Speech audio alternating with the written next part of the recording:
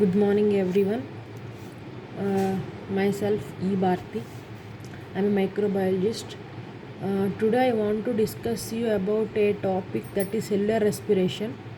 Cellular respiration is nothing but um, the food what we take is converted into energy what we perform outside. So for example, um, respiration is nothing but the complex molecules are turned down into simpler molecules. For example, cellular respiration, in the sense, the first step happens in the cytoplasm of the cell. When we eat the food, actually it will go into the stomach and digestion takes place. First it enters into the bloodstream. From bloodstream the carbohydrates all enters into the cell, then cellular respiration starts. For cellular respiration, cytoplasm glycolysis takes place. For example, if we take one glucose molecule, the glucose is converted into two pyruvate molecules. The glucose will have 6 carbon atoms. Each pyruvate will have 3 carbon atoms. The conversion of glucose into pyruvate to pyruvate is called glycolysis. In this pathway, 4 ATP are released. That is, energy is released. In that 4 ATP, 2 ATP are consumed by the process, and 2 ATP are released in this process, glycolysis. The process next to glycolysis is pyruvate oxidation. Pyruvate oxidation means two pyruvate molecules are released from each glucose component.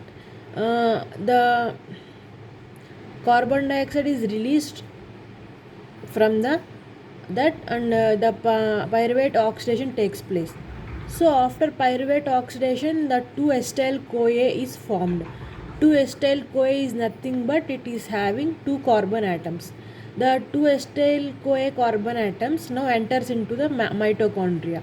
In mitochondria we will find matrix, cristae, outer membrane, inner membrane, like that. In the 2-acetyl CoA enters after pyruvate oxidation, enters into mitochondrial membranes. Then in mitochondria, the 2-acetyl CoA reacts with 4-oxaloacetic acid. Means oxaloacetic acid contains 4 carbon atoms. The 4 carbon atoms plus 2 carbon atoms in acetyl CoA, it combinedly forms a citric acid. Citric acid is nothing but what we have in orange juice, like that, for example, to say. It forms a citric acid. That is the major process. Now the citric acid is formed. Now through successive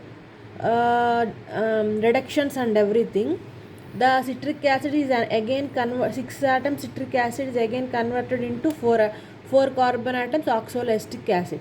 The same oxaloacetic acid is again takes the pyruvate CoA, again takes the acetyl CoA from the pyruvate oxidation reaction, and its form citric acid again.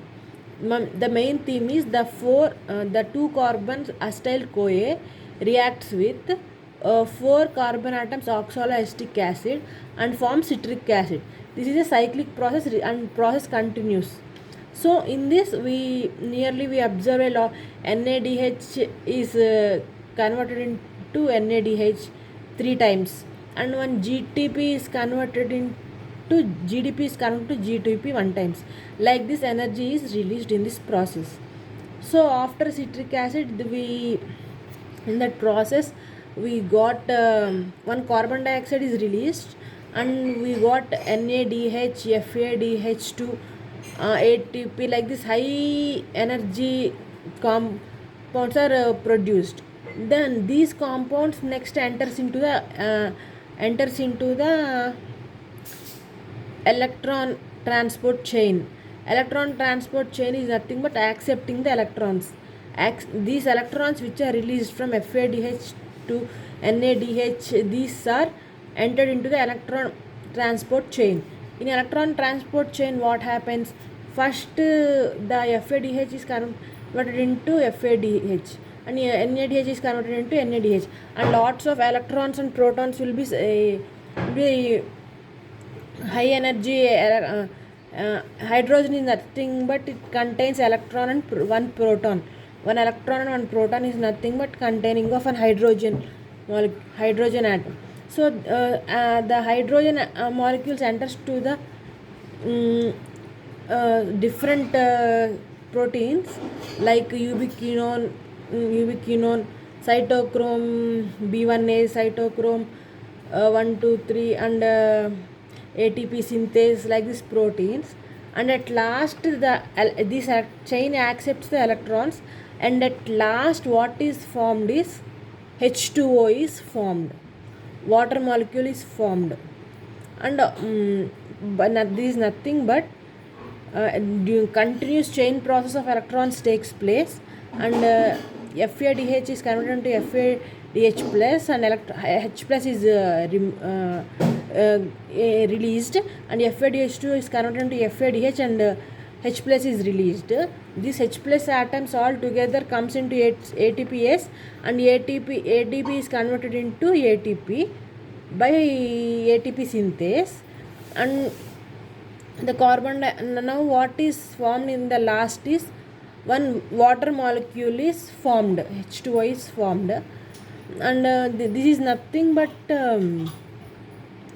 first from glycolysis to energy released. How much? Total 38 ATPs are released. One glucose molecule releases 38 ATPs. So this 1 NADH is equal to 3 ATP molecules. 1 FADH2 is equal to 2 ATP molecules. So this is the first glycolysis. Okay. Next, glycolysis in the cytoplasm of the cell, and Krebs cycle or citric acid cycle in the mitochondria. Next, electron transport chain in the membrane, intermembrane space in the happens the electron transport chain. Electron transport chain is also very important. It transfers all electrons, protons are released, that is converted into ATP. With the help of H plus movement, protons moving, these molecules will start H plus molecules, electrons will move by the electromotive force, and it accepts it, electron transport chain accepts the electrons and converted into water. So what we will observe is cellular respiration. In the last, what we will tell is it oxidation means O2 is entered and CO2 is released in the last. CO2 where it is released? It is released in citric acid cycle. That is what is called the process of cellular respiration in humans. Then this is the glycolysis means same proteins and fats can also be catabolized. For example, for proteins, metabolism also takes place, and fats metabolism also takes place same. The proteins metabolism also it takes place through acetyl-CoA starting position.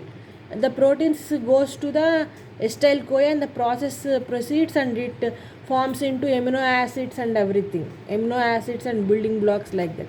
And the fats also it is enters into the acetyl-CoA, and it converts it into its procedure will go on. So this is the nothing but metabolism what we have. That's what this is the metabolism we will observe. This is nothing but cellular respiration. First, glycolysis means splitting of glucose molecule. Next, Krebs cycle, formation of citric acid. Next, electron transport, it will accept the electrons and transfers into water molecule and releases CO2. So we take oxygen and release carbon dioxide. The end product is carbon dioxide and water. So we take oxidation of cells, oxidation occurs continuously, and in the last the procedure what I told, it is not that much hard, simple. Glycolysis, citric acid cycle, electron transport chain. That's all. Thank you. Myself, E. Bharati. I am a microbiologist. Thank you for listening.